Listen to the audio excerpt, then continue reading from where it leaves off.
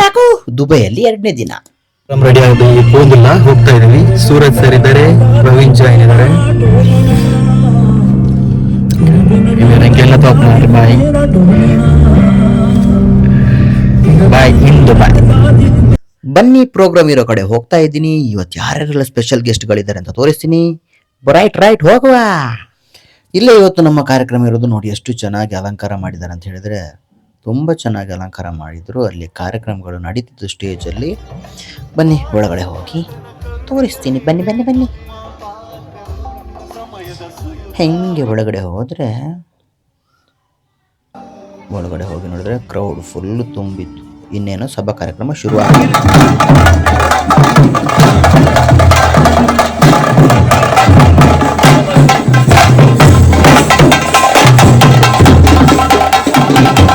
ದುಬೈಯಲ್ಲಿ ನಮ್ಮ ಶರಣೆ ಸರ್ ಕೂಡ ನಮ್ಗೆ ಇಲ್ಲಿ ಜೊತೆ ಇದ್ದೀವಿ. ಕಾಮಿಡಿ ಕಿಲಾಡಿಗಳ ಸ್ಕಿಟ್ ಮಾಡ್ತಿದ್ದಾರೆ. ಸರಿ ಫಸ್ಟ್ ಬಾಕಿ ಸರ್.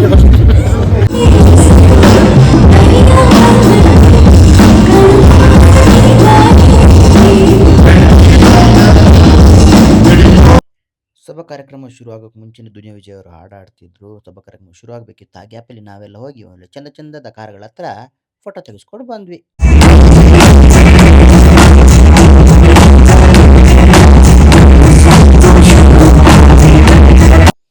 ಒಳಗೆ ಕಾರ್ಯಕ್ರಮಗಳು ನಡೀತಾ ಇತ್ತು.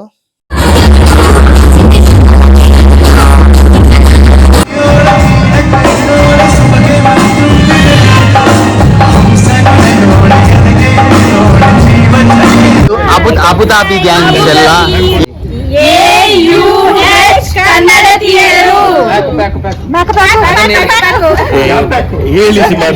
ನಾವಂತೂ ಸಿಕ್ಕಾಪಟ್ಟೆ ಎಂಜಾಯ್ ಮಾಡಿ ಮತ್ತೆ ರೂಮಿನ ಕಡೆ ಹೊರಟ್ವಿ. ರೂಮ್ ಹತ್ರನೇ ನಮ್ಗಿರೋ ಹೋಟ್ಲಲ್ಲಿ ಅಧ್ಯಕ್ಷರ ಕಡೆಯಿಂದ ಔತಣ ಕೂಟ ಇತ್ತು. ಅಲ್ಲಿ ನೋಡಿ ಮಜಾ. ಅವತ್ತು ಫುಲ್ ಗಮ್ಮತ್ತು ಮಾಡಿ ನೆಕ್ಸ್ಟ್ ಡೇ ಎದ್ದು ನಾವು ನಮ್ಮ ಮೈಸೂರಿನ ಮೋಹನ್ ಬ್ರೋ ಜೊತೆ ಹೊರಗಡೆ ಸುತ್ತಾಡೋಣ ಅಂತ ಹೊರಟಿದ್ವಿ. ನಾವು ಹೊರಟಿರೋದೇ ಶಾರ್ಜಾ ಕಡೆಗೆ. ಬನ್ನಿ ಹೋಗುವ. ಫಸ್ಟ್ ಡೇ ಅಂತೂ ಫುಲ್ ಸಕ್ಸಸ್ಫುಲ್ ಕಾರ್ಯಕ್ರಮವನ್ನು ಮುಗಿಸ್ಕೊಂಡು ನಾವು ನೆಕ್ಸ್ಟ್ ಡೇ ಇವರು ಅಲ್ಲೇ ಪರಿಚಯದ ಫ್ರೆಂಡ್ ಇವರು ಮೋಹನ್ ಬ್ರೋ ಅಂತ, ಅವ್ರು ನಮ್ಮನ್ನು ಶಾರ್ಜಾ ಕರ್ಕೊಂಡು ಹೋಗಿದ್ರು. ಬನ್ನಿ ಶಾರ್ಜಾ ಕಡೆಗೆ ಹೋಗುವ. ಕಾರ್ಯಕ್ರಮ ಅಂತೂ ತುಂಬ ಚೆನ್ನಾಗಾಯ್ತು. ಎಲ್ಲ ಸೆಲೆಬ್ರಿಟಿಗಳಿದ್ರು, ಒಳ್ಳೊಳ್ಳೆ ಕಾರ್ಯಕ್ರಮ ಇತ್ತು. ಎಲ್ಲರೂ ತುಂಬ ಎಂಜಾಯ್ ಮಾಡಿದರು. ಬನ್ನಿ ಶಾರ್ಜಾಕ್ಕೆ ಹೋಗಿ ಅಲ್ಲಿನ ಫೇವ್ರೆಟ್ ಫುಡ್ಗಳನ್ನು ತಿನ್ಕೊಂಡು ಬರೋಣ. ನೋಡಿ, ಇದು ಶಾರ್ಜಾದಲ್ಲಿ ಫೇಮಸ್ ಅಂತ. ಇದೊಂದು ಏನೋ ಕುನಾಫಾ ಅಂತ ಏನೋ ತಿಂಡಿ ಇದೆ ಅಂತೆ. ಇದು ಸ್ವೀಟು ತುಂಬ ಫೇಮಸ್ ಅಂತೆ. ಆ ಸ್ವೀಟ್ ಎಲ್ಲ ತಿಂದ್ವಿ, ಸಖತ್ತಾಗಿತ್ತು. ನಿಮಗೂ ಟೇಸ್ಟ್ ಮಾಡಬೇಕಾ? ಬನ್ನಿ ಟೇಸ್ಟ್ ಮಾಡುವ. ಸಖತ್ ಟೇಸ್ಟ್ ಆಗಿತ್ತು ಆಯಿತಾ. ಹೆವಿ ಸ್ವೀಟ್ ಅಂತಲ್ಲ, ಮೈಲ್ಡಾಗಿ ಸ್ವೀಟು. ನನಗಂತ ಸಖತ್ ಇಷ್ಟ ಆಯಿತು. ತುಂಬ ಚೆನ್ನಾಗಿತ್ತು. ಸ್ವೀಟ್ಗಳನ್ನು ಸೇವನೆ ಮಾಡಿದ್ವಿ, ಒಳ್ಳೆ ಟೇಸ್ಟ್ ಇತ್ತು. ಕರಿಯಪ್ಪ ಕುನಾಫ ಹೇಗಿತ್ತು?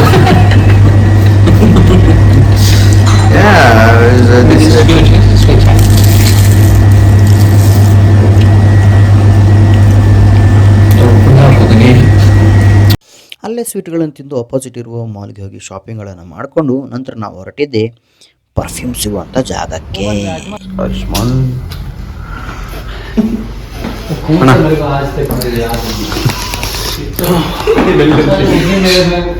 ಜಾಸ್ಮಿನ್, ಮೀರಾ ಜಾಸ್ಮಿನ್ ದಾಸವಾಳ.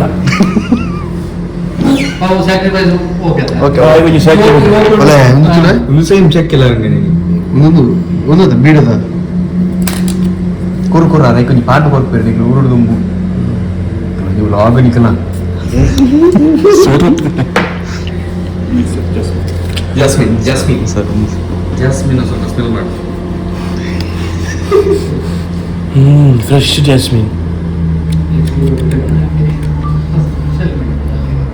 ಉಡುಪಿ ಮಲ್ಲಿಗೆ ಒಂದು ಜಾಸ್ಮಿನ್ ಇಟ್ಟು ಜಾಸ್ಮಿನ್. ಇದರ ಸ್ಮೆಲ್ ಹೇಗಿದೆ? ಹೌದು, ಅದು ನಿಮ್ದು. ಬಟ್ ಇದು ಏನಂತ ಗೊತ್ತಾ, ಫಸ್ಟ್ ಹಾಕಿದಾಗ ಅದೇ ಗಬ್ಬು ಸ್ಮೆಲ್ ಅಂತೆ. ಗೊತ್ತಾದ್ಮೇಲೆ ಒಳ್ಳೆ ಸ್ಮೆಲ್ ಬರ್ತದೆ. ಆದ್ರೆ ಗಬ್ಬು ಹಾಕಿದಾಗ ಯಾರು ಬರೋದಿಲ್ಲ ಫಸ್ಟ್ ನಿನ್ನ ಹತ್ರ. ಚೆನ್ನಾಗಿತ್ತು, ತೆಗಿ ಕಟ್ ಮಾಡಿಲ್ಲ. ಸೇಮ್ ಕೊಟ್ಟಿಗೆಯಲ್ಲಿ ದನದ ಗೊಬ್ಬರ ಬರ್ತದಲ್ಲ, ಅದೇ ಸ್ಮೆಲ್. ದನ ಇಲ್ಲಿ ಇಲ್ಲಿ ನೋಡಿ ಗ್ಲಾಸ್ ಒಳಗಿರುವಂಥ ಮರದ ಸಣ್ಣ ಸಣ್ಣ ಪೀಸ್ಗಳ ಥರ ಇದೆಯಲ್ವಾ, ಇದು ಕೆಜಿಗೆನೆ 27 ಲಕ್ಷ ಥರ ರೇಟ್ ಇದೆ ಅಂತೆ. ಇದು ಧೂಪಕ್ಕೆ ಹಾಕುವಂಥ ಮರದ ಇದು. ಓಕೆ, ಅಲ್ಲೆಲ್ಲ ಶಾಪಿಂಗ್ ಮುಗಿಸ್ಕೊಂಡು ನಾನೊಂದು ಪರ್ಫ್ಯೂಮ್ ಎಲ್ಲ ತಗೊಂಡು ನಂತರ ಬಂದಿದ್ದೆ ನೋಡಿ, ಇಲ್ಲೇ ಸಮುದ್ರದ ಬದಿಯಲ್ಲೇ ಬರ್ತಾ ಇದ್ದೀವಿ. ಹಾಗೆ ಕಣ್ಣು ಹಾಯಿಸ್ಕೊಂಡು ಹಾಗೆ ಮುಂದೆ ಬರ್ತಾ ಇದ್ದೀವಿ. ಬಟ್ ಅಲ್ಲಿ ಕೆಲವೊಂದು ಪರ್ಫ್ಯೂಮ್ ಇತ್ತಪ್ಪ, ಯಪ್ಪ ಕೆಲವು ಸ್ಮೆಲ್ಗಳೇ ಇಲ್ಲ, ಹಾಕೊಂಡು ಬಂದರೆ ಅಷ್ಟೇ ಅಪ್ಪ. ಹಾಗೆ ಮುಂದೆ ಇಲ್ಲಿಂದ ನಾವು ನೆಕ್ಸ್ಟ್ ಹೋಗಿದ್ದೆ ಇಲ್ಲಿರುವಂಥ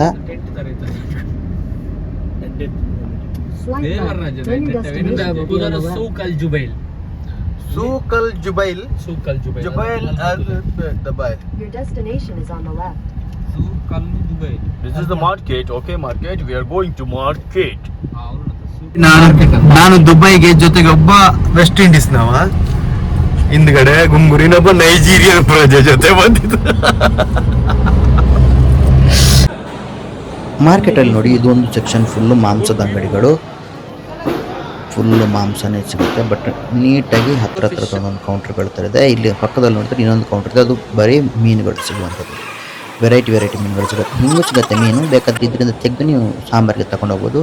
ಇಲ್ಲಿ ನೋಡಿ ಬರೀ ಕೌಂಟ್ರ್ಗಳು, ಕ್ಲೀನಿಂಗ್ ಸೆಕ್ಷನ್. ಇಲ್ಲಿ ಫುಲ್ಲು ಕ್ಲೀನ್ ಮಾಡಿ ಕೊಡ್ತಾರೆ ನೋಡಿ. ಬೂತಾಯಿ ಉಂಟು, ಬೂತಾಯಿ ಅಂಜಲ್ ಸಹ ಉಂಟು, ಬಂಗುಡೆ ಸಹ ಉಂಟು. ದೊಡ್ಡ ಮೀನು ನೋಡಿ, ಎಲ್ಲ ಥರದ ಮೀನುಗಳು ಕೂಡ. ನಂತರ ಅಲ್ಲಿ ಬಿಲ್ಲಿಂಗ್ ಕೌಂಟರ್ ಕೊಡ್ಬೇಕು. ಇಲ್ಲಿ ನಿಮ್ಗೆ ಇನ್ನೊಂದು ಬಿಲ್ ಕೊಡ್ತಾರೆ, ಮತ್ತೆ ಇವ್ರಿಗೆ ಕೊಟ್ರೆ ನಿಮ್ಗೆ ಫಿಶ್ ಕೊಡ್ತಾರೆ. ಇದನ್ನು ತಗೊಂಡೋಗಿ ಅವ್ರಿಗೆ ಕೊಟ್ರೆ ನೀವು ಅಲ್ಲಿ ನೀವು ಕ್ಲೀನ್ ಮಾಡಿ ಕೊಡ್ತಾರೆ. ಪ್ರೊಸೀಜರ್ ತುಂಬ ಉಂಟು, ತುಂಬ ಉಂಟು, ಕ್ಲೀನ್ ಆ್ಯಂಡ್ ನೀಟ್. ಸೂಪರ್. ಇದು ನೋಡಿ ವೆಜಿಟೇಬಲ್ ಮಾರ್ಕೆಟ್. ಈ ಕಡೆ ವೆಜಿಟೇಬಲ್ ಫ್ರೂಟ್ಸ್ ಎಲ್ಲ ಸಿಗುತ್ತೆ. ಮುಂದೆ ಹೋದರೆ ಬರೀ ಖರ್ಜೂರದ್ದೇ ಶಾಪ್ಗಳಿದೆ. ಬನ್ನಿ, ಕೇರಳದವರ ಶಾಪಿಗೆ ನಾವು ಹೋದ್ವಿ.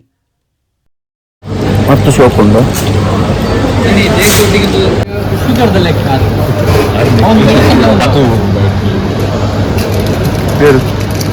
ಅದಾಯ್ತಣ್ಣ ಫಿಲ್ಮ್ ಮಿಕ್ಸಿಂಗ್ ಅಗ್ಗಿ ರೊಟ್ಟೆ ಬೇಗ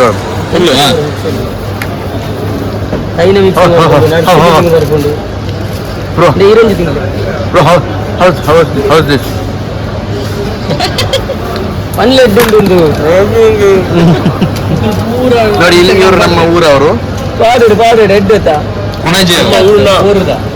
ಎಡಪೋಯದವರು, ಪಜೀರ್ದಾರ್ ಇಂದು ಪಜೀರ್ ಹಂಚಿದ ಎಲ್ಲಿದ ಬೀಜದ ಬೇಜದ ಎಲ್ಲಿದ ಭಾರಿ ತಂಪುಂದು ಐ ಖಜೂರು ಹೀಟ್ ಅತ ಇಂದು ತಂದು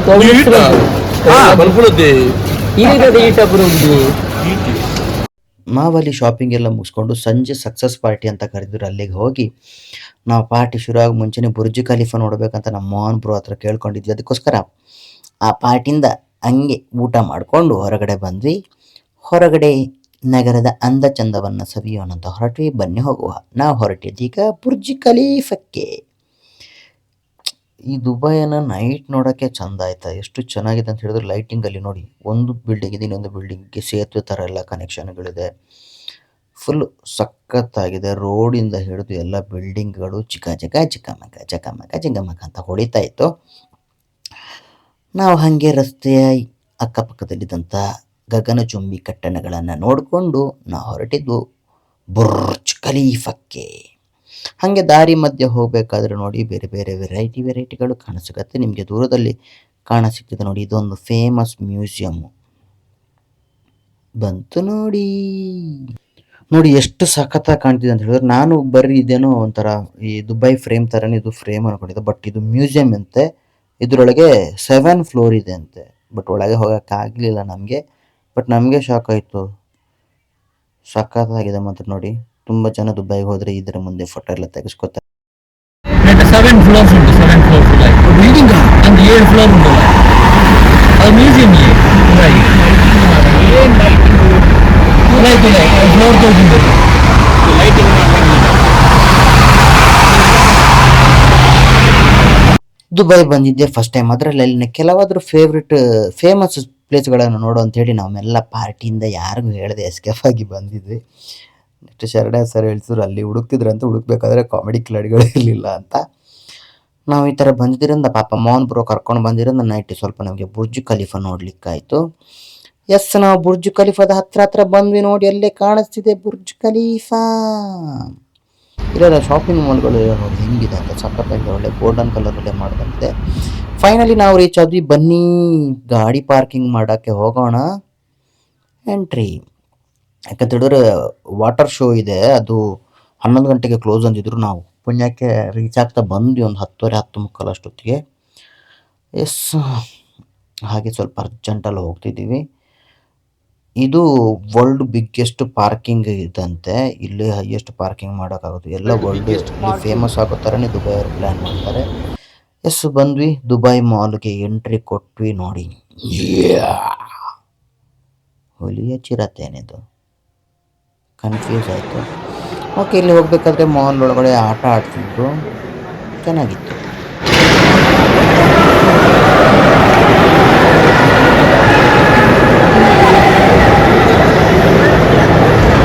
ಎಲ್ಲ ಟ್ರೈನಿಂಗ್ ಕೊಟ್ಟಿದ್ದು ನಾನು ಕೇಳ್ತವ್ರೆ. ಟ್ರೈನಿಂಗ್ ಕೊಟ್ಟಿದ್ದು ನಾನು. ಚೆನ್ನಾಗಿ ಆಡ್ತಿದ್ದಾರೆ. ಎಲ್ಲಿದೆ? ಇದು ನೋಡಿ ವಾಟರ್ ಫಾಲ್ ಆಗೋದು. ತುಂಬ ಜನ ದುಬೈ ಫ್ರೆಂಡ್ಸ್ ಎಲ್ಲ ಹಾಕಿದ್ದು ನೋಡಿದ್ದೆ. ನಾನು ಅಲ್ಲಿಗೆ ಹೋದೆ ಇವತ್ತು, ತುಂಬ ಖುಷಿ ಆಯಿತು. ಮಾಲಿಂದ ಹಾಗೆ ಅರ್ಜೆಂಟಲ್ಲಿ ಹೊರಗಡೆ ಹೋಗ್ಬೇಕಾದ್ರೆ ಕಾಣ ಸಿಗೋದೆ ನೋಡಿ, ವಿದ್ಯುತ್ ದೀಪಗಳಿಂದ ಅಲಂಕೃತವಾದ ಬುರ್ಜ್ ಖಲೀಫಾ. ಎಸ್, ನಾವಿದ್ದೇವೆ ಬುರ್ಜ್ ಖಲೀಫಾ. ಮಿಸ್, ನಾವು ಅಂದ್ಕೊಂಡಿರಲಿಲ್ಲ ದುಬೈಗೆ ಹೋಗ್ತೀನಿ ಬುರ್ಜ್ ಖಲೀಫಾ ನೋಡ್ತೀನಿ ಅಂತ. ಥ್ಯಾಂಕ್ ಯು ದುಬೈ ಕರ್ನಾಟಕ ಸಂಘಕ್ಕೆ, ಹಾಗೆ ಕರ್ಕೊಂಡೋಗಿರೋ ಮೋಹನ್ ಬ್ರೋಗೆ ಕೂಡ ಥ್ಯಾಂಕ್ ಯು ಅಂತ ಹೇಳ್ತಾ, ಬನ್ನೀಗ ನೀರಿನ ರಸಮಂಜರಿ ಕಾರ್ಯಕ್ರಮ ಶುರುವಾಗ್ತದೆ.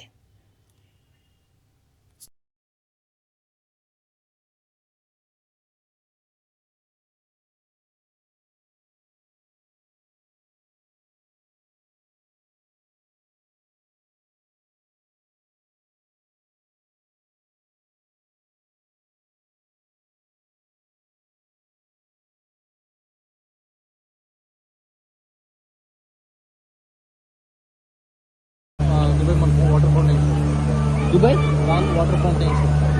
ದುಬೈ ಮಾಲ್ ವಾಟರ್ ನೋಡಿ, ಕರೆಕ್ಟ್ ಟೈಮಿಗೆ ಬಂದಿದ್ದೀವಿ. ಬುರ್ಜ್ ಖಲೀಫಾದ ಲೈಟಿಂಗ್ಸ್ ನೋಡಿ. Wow, crazy. ವಾವ್. ಪುಣ್ಯಕ್ಕೆ ನಾವು ಹೋಗಿರೋ ಟೈಮ್ ಚೆನ್ನಾಗಿತ್ತು. ಲಾಸ್ಟ್ ವಾಟರ್ ಫೌಂಟೇನ್ ಶೋ ಅಂತೆ. ನಾವು ಕಣ್ಣು ತುಂಬಿಸ್ಕೊಂಡು ಬಂದ್ವಿ. ಇದನ್ನು ಎಕ್ಸ್ಪ್ಲೈನ್ ಮಾಡೋಕ್ಕಾಗಲ್ಲ, ಬಟ್ ಅಲ್ಲಿ ನೋಡಿದ್ರೇ ಚಂದ. ಯಾರು ದುಬೈಗೆ ಹೋದಾಗ ಪಕ್ಕ ನೋಡ್ತೀರಾ, ಮಿಸ್ ಮಾಡಿದೆ ನೋಡಿ ಅಂತ ಹೇಳ್ತಾ, ಹಾಗೆ ಆ ಶೋನೆಲ್ಲ ಮುಗಿಸ್ಕೊಂಡು ಮತ್ತೆ ಮಾಲ್ ಒಳಗೆ ಬಂದು ಮಾಲ್ ಸುತ್ತಕ್ಕೆ ಶುರು ಮಾಡಿದ್ವಿ. ಮಾಲ್ ಸುತ್ತೋಕ್ಕೆ ಮುಂಚೆನೂ ತುಂಬ ಟೈಮ್ ಬೇಕಾಗುತ್ತೆ. ಆದರೆ ಅಲ್ಲಿ ಇನ್ನೊಂದು ವಿಶೇಷ ಏನಂತ ಹೇಳಿದ್ರೆ, ಬುರ್ಜ್ ಖಲೀಫಾ ಕೆಳಗಡೆ ಅಲ್ಲಿ ಹೋಗಿ ಫೋಟೋ ತೆಗೆಯೋಣ ಅಂತ ಹೇಳಿದ್ರೆ ಅಲ್ಲೇ ಯಾರೊಬ್ಬರು ಪರಿಚಯ ಸಿಕ್ಕಿದ್ರು. ನಾವು ಲೋಕಲ್ ಇರ್ಬೋದು ಅಂತ ಫೋಟೋ ತಗೊಳ್ಳೋಣ ಅಂದ್ಕೊಂಡ್ರೆ ಒಬ್ಬರು ಮಾತ್ರ ಫೋಟೋ ಕೊಟ್ಟರು, ಇನ್ನು ಬೇಡ ಅಂದರು. ಮತ್ತೆ ಗೊತ್ತಾಯ್ತು ನೋಡಿದರೆ ಅವ್ರು ದುಬೈ ಶೇಖ್ ದೂರದ ಸಂಬಂಧಿ ಅಂತೆ. ಕೊನೆಗೆ ಅವರು ನಮ್ಮ ಜೊತೆ ಖುಷಿಲಿ ನಾವು ವೀಡಿಯೋ ತೆಗೆಯೋದೆಲ್ಲ ನೆಲದ ಮೇಲೆ ಮಲ್ಕೊಂಡೆಲ್ಲ ತೆಗಿತೀವಿ, ಅದನ್ನೆಲ್ಲ ನೋಡಿ ನಿಮ್ಮ ಕ್ರಿಯೇಟಿವಿಟಿ ನೋಡಿ ಇಷ್ಟ ಆಯಿತು ಅಂಥೇಳಿ ಮಾತಾಡಿ ಆಮೇಲೆ ಫೋಟೋ ಎಲ್ಲ ಸೂರಜ್ಗೆ ಎಲ್ರಿಗೂ ನಂಬರ್ ಎಲ್ಲ ಕೊಟ್ಟರು. ನೆಕ್ಸ್ಟ್ ಟೈಮ್ ಬಂದಾಗ ಕಾಂಟ್ಯಾಕ್ಟ್ ಮಾಡಿ ಅಂತ ಹೇಳಿ ಕೊಟ್ಟರು. ಹಾಗೆ ಅವ್ರ ಜೊತೆ ಮಾತಾಡಿ ಒಂದಷ್ಟು ಫೋಟೋಗಳನ್ನು ತೆಗೆದುಕೊಂಡು ಮತ್ತೆ ದುಬೈ ಮಾಲ್ ಒಳಗೆ ಹೊರಟ್ವಿ. ಮಾಲ್ ನೋಡೋಕ್ಕೆ ತುಂಬ ಟೈಮ್ ಬೇಕು, ತುಂಬ ದೊಡ್ಡ ಮಾಲ್ ಬೇರೆ, ಬಟ್ ಕ್ಲೋಸ್ ಆಗ್ತಾ ಬರ್ತಿತ್ತು. ಹಾಗೆ ಸ್ವಲ್ಪ ನೋಡಿಕೊಂಡು ಒಳಗಡೆ ಹೋಗ್ತಾ ಇದ್ದೀವಿ. ಇದು ನೋಡಿ ವರ್ಲ್ಡಲ್ಲಿ ಬಿಗ್ಗೆಸ್ಟ್ ಸ್ಕ್ರೀನ್ ಅಂತೆ. ಇಷ್ಟು ದೊಡ್ಡ ಸ್ಕ್ರೀನು ಎರಡು ಸ್ಕ್ರೀನ್ ಎಲ್ಲೂ ಇಲ್ಲ ಅಂತೆ. ಹಾಗೆಲ್ಲ ನೋಡ್ಕೊಂಡು ಹೊರಗಡೆ ಬಂದ್ವಿ. ಅಂತೂ ಫೈನಲಿ ಬುರ್ಜ್ ಖಲೀಫಾ ನೋಡ್ಕೊಂಡು ಒಂದಷ್ಟು ಫೋಟೋಶೂಟ್ಗಳನ್ನೆಲ್ಲ ಮಾಡಿಕೊಂಡು ರಿಟರ್ನ್ ರೂಮಿಗೆ ಬಂದ್ವಿ. ನೋಡಿ ಆ ಫೋಟೋಶೂಟ್ಗಳು. ಹಾಗೆ ಬಂದು ಮಲಗಿ ನೆಕ್ಸ್ಟ್ ಡೇ ಎದ್ದು ಹೊರಟಿದ್ದೆ ನಾವು ದುಬೈಲಿರುವ ಹಿಂದೂ ಟೆಂಪಲ್ಗೆ.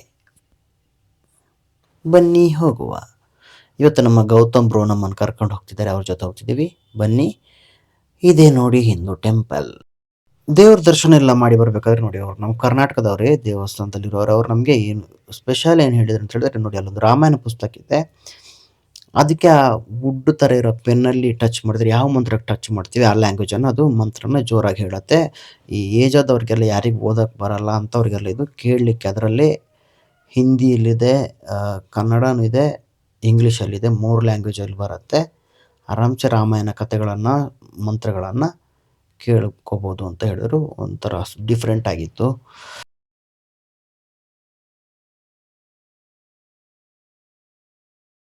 पार्थास्ति गन्तव्यं त्रिशुलोकेषु किञ्चन नानवाप्तम् अवाप्तव्यं वर्त एव च कर्मणि.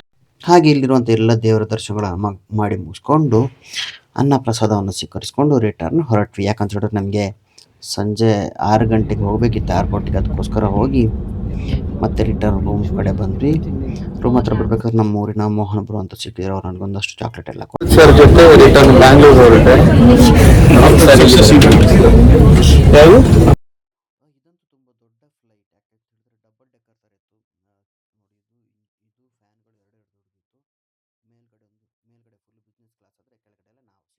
خصصت 8 ارتجالات بالغرب مشيئة الله حيث استغرق الرحلة حوالي 3 ساعات و10 دقائق وصلنا نحن على ارتفاع 1.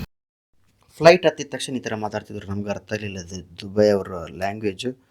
ಬಟ್ ಫಸ್ಟ್ ಟೈಮ್ ಗೊತ್ತಿರೋದವ್ರಾದ್ರೆ ಬೈತಾರೆ ಏನೋ ಅನ್ಕೋಬೇಕು. ನಮಗಿಂತ ಸ್ಪೀಡಾಗಿ ಮಾತಾಡ್ತಾರೆ, ಅರ್ಥ ಆಗಲಿಲ್ಲ. ಅದು ನಮಗೊಂಥರ ಮಜಾ ಅನಿಸ್ತು, ಚೆನ್ನಾಗಿತ್ತು. ಹಾಗೆ ದುಬೈಯಲ್ಲಿ ಕಾರ್ಯಕ್ರಮ ಮುಗಿಸ್ಕೊಂಡು ನಾವು ರಿಟರ್ನ್ ಬ್ಯಾಂಗ್ಳೂರಿಗೆ ಹೊರಟ್ವಿ.